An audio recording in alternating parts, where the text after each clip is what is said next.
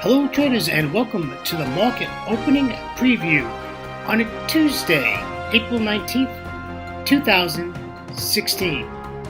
Traders, great to be with you. Coming to you live from Pattaya, Thailand. Bright blue sunny skies, blue waters, white sandy beaches, and very hot. Traders, it is early in the morning for me. It is absolutely beautiful outside, and this is brought to you through FXCL Excellence in Trading. Traders, currently 7:30 a.m. Bangkok, Thailand time, and 20:30 on Wall Street. So we have a lot to talk about today. Some crazy price action we had in our chart. So looking at the chart today is going to be very interesting. And we'll see what we have to do to make some profits today. Rough day yesterday. However, I have to give hands up to the Euro Aussie. Really produced some big pips yesterday. Sorry I missed that trade. All right, traders, before we get started, let me introduce myself to you. My name is William Gilday, and I'm your moderator for the Market Opening Preview Series every single trading day before the London Open. Traders, I will tell you that I do record this during the Asia session. So if you're opening this in London, I'd go back about 10 or 12 candles, and you can see where I started my presentation. Traders, I started trading in the year 2006.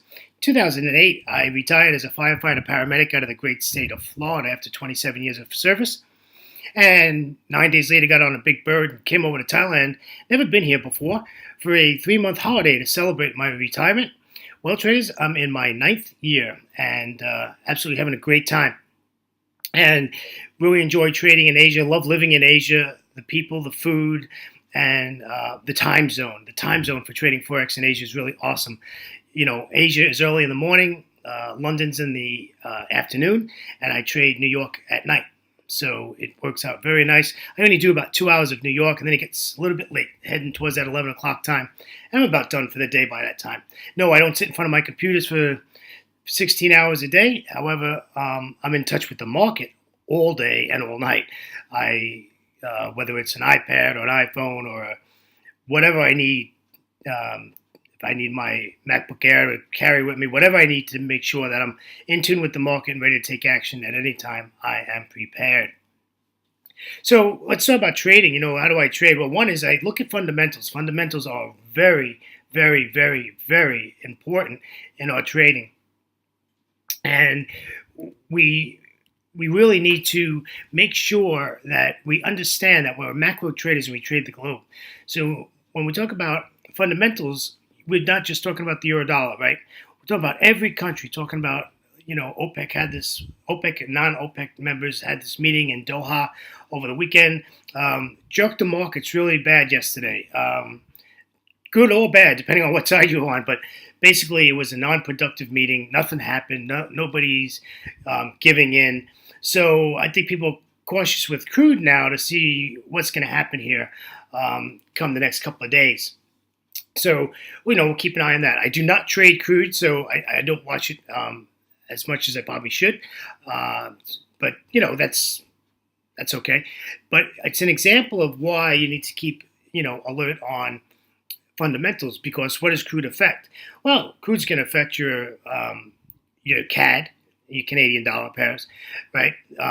It has a small impact on the New Zealand dollar, and you know, but the big one is the CAD. You know, whether you're trading the dollar CAD or whatever pair you're matching with the CAD, you got to remember if oil goes up, the CAD gets strong, right? It's a very volatile pair, you know, for the last 4 months, you know, since oil, 6 months since you all busted to the downside.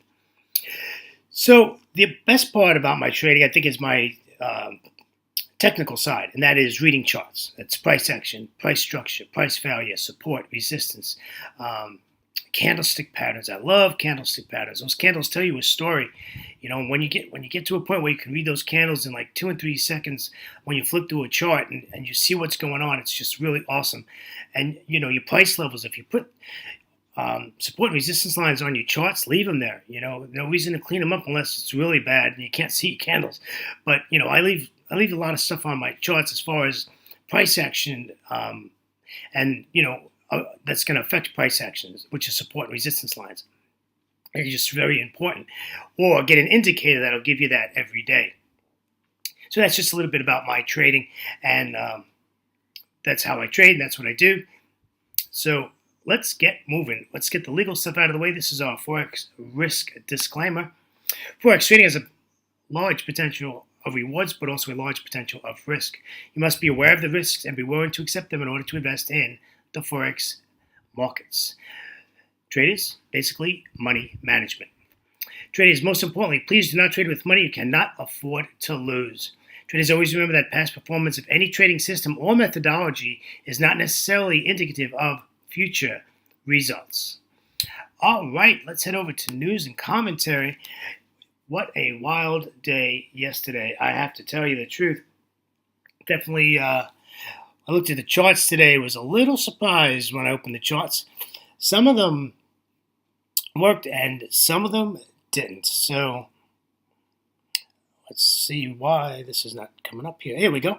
All right, so let's take a look at the U.S. session and how markets closed. The Dow 30 was up 0.60%. The S&P 500 was up 0.65%. And the NASDAQ was up 0.44%, with the small cap 2,000 up 0.64%.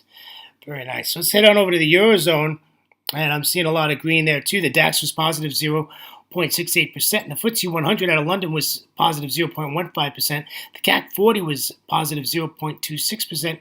And the Euro Stock 50 was up 0.46%. Traders, let's head on over to Asia. Some of Asia is open and some has another hour to go yet before we get all of Asia up and running. However, the Nikkei 225 is open and they're positive 3.64%. The S&P ASX 200 out of Australia is positive 1.46%, and they have data coming out in just a little bit. And the China A50 out of Shanghai is not traded yet, but they closed negative 0.88%, with the Hang Seng out of Hong Kong also not open yet, and they closed negative 0.73%. With the Kospi that is currently trading, they are positive 0.47%. Traders, let's go over to the economic calendar. Not a lot going on. We have, out of the Aussie in the Asia session, we have monetary policy meeting minutes. It's a high impact news event. I think we're going to see some movement in the market. I don't think it's going to be stunning. I don't think it's going to be a follow through news event. Meaning that if it's bad, the Aussie gets weak and it continues throughout the rest of the day. I think it's going to be a one hit and go. It's going to move and then it's going to go back to the trend. In the Euro session, we have German zoo economic sentiment, which is also high impact today. And as we come into the U.S. session, we have building permits for the month of March, which is high impact, and I'm sure the Fed is keeping an eye on that. We have a couple of speakers today in the U.S. session. We have BOE Governor Carney speaks today, and out of Canada we have the BOC Governor Pollitt speaks today in the U.S. session. Governor Carney speaks right at the New York Bell Open, and I'm sorry, that's not correct.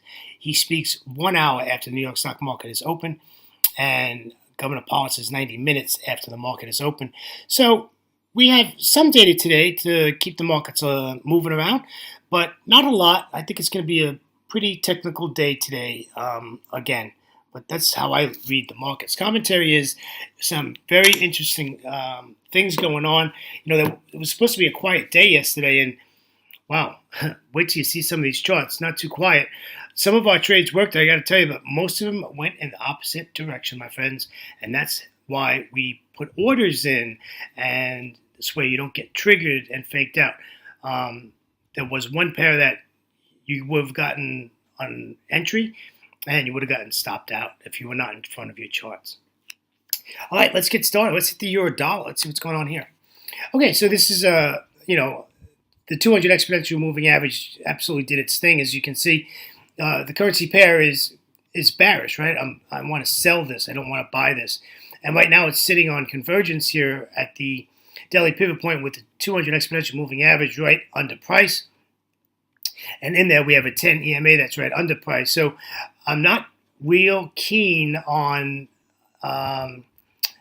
selling this, right, at this price. So what we want is we want to see this bounce back up to that all-one at 1.1332, and then we'll take it back down to the daily pivot point at the S2 pivot point at 1.1250. Now, what if it breaks through this convergence and breaks through that 55 EMA? Well, I still think you have a good trade. I still think you can get in this and make some good pips. And like I said, at that point, we'll get in at 1.1297. And at the S2, we'll get out at 1.1250. So either entry is valid. It's just how the market's going to react. I mean, I think this is some pretty stiff support here.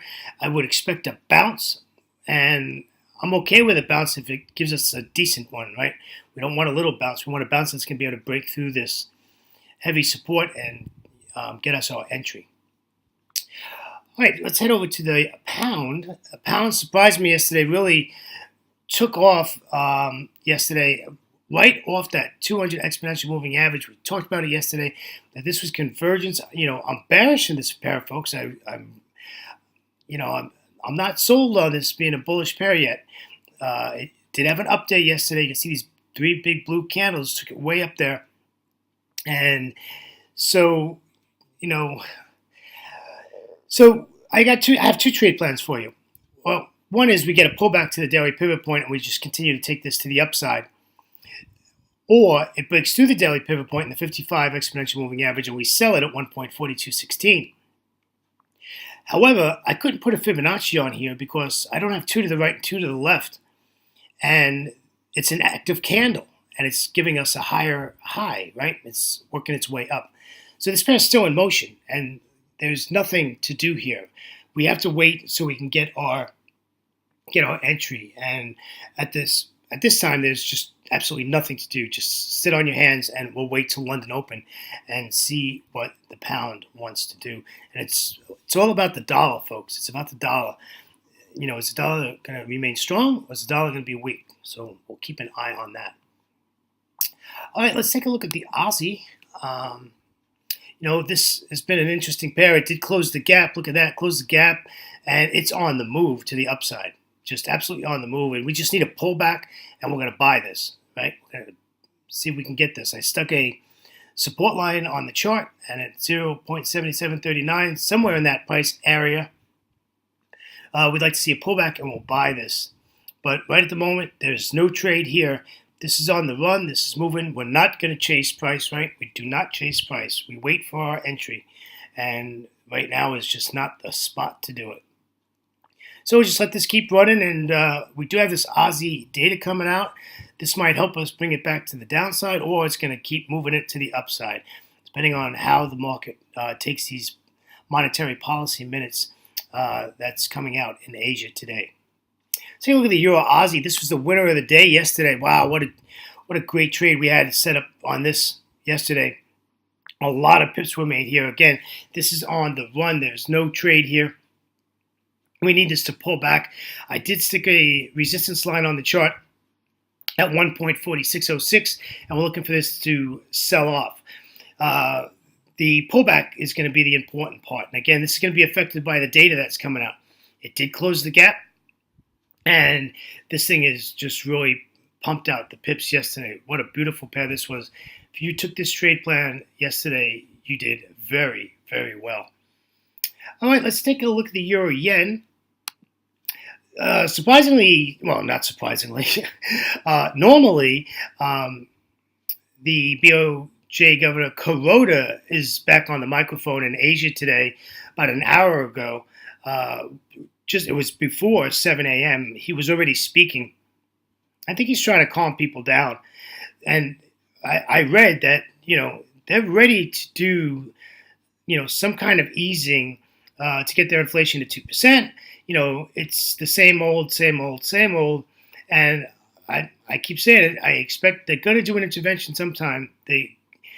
I'm sure they like this, right? A weak yen here, strong euro. But I got a feeling they're gonna zap us here at some point. So be careful in your yen pairs. This Euro yen, however, looks really nice. I placed a resistance line on the chart, that magenta line. We'd like to sell this at 123.48. Again, this is on the run. It's made a higher high. There's no trade here. I'm not going to chase this to the upside. It's going to do what it's going to do, and if it runs without me, well, you know what? It's going to run without me. But I'd rather sell it, and I'm going to take profit at the daily pivot point at 122.75. Looks like a much better trade there, traders. But the pair is bearish. Look at a daily chart. Look at a 4-hour chart, 1-hour chart. This pair is bearish, all right? All right, let's take a look at the New Zealand dollar, another pair that's on the run to the upside. So, we've now looked through 5 pairs. This is the 6th pair. And what have we noticed? Yeah, dollar weakness. Dollar weakness across the board, Aussie strength across the board, right? That's what we've noticed here. So now we're at the R1 pivot point, which is great. This is a great spot. Why would we want anything better? And we have 2 wicks, and the candle, when I took the slide, is a doji. So, this is what we want. So now I need to see some red candles, maybe a couple of dojis, maybe a hangman, and then a nice engulfing bearish candle to give me my entry. And we'll take this all the way back down to the 0.6918 level. Before it gets to 6,900, I want to get out because we know that's a psychological level, and we know that traders have orders in there, right? So we want to get out of there. So really interesting pair today. Excellent setup. I think the setup on the New Zealand dollar today is absolutely beautiful. I think it's probably one of our best setups we have today going into our trading day. So keep the New Zealand dollar on top of your mind. Traders, I want to thank you for being with me on Tuesday, April 19th, 2016. On behalf of myself, William Gilday, and our great friends at FXCL Excellence in Trading, please come visit our website at fxclearing.com for your trading solutions. Traders, have a great trading day, and we'll see you in about 24 hours. Take care now. Bye-bye.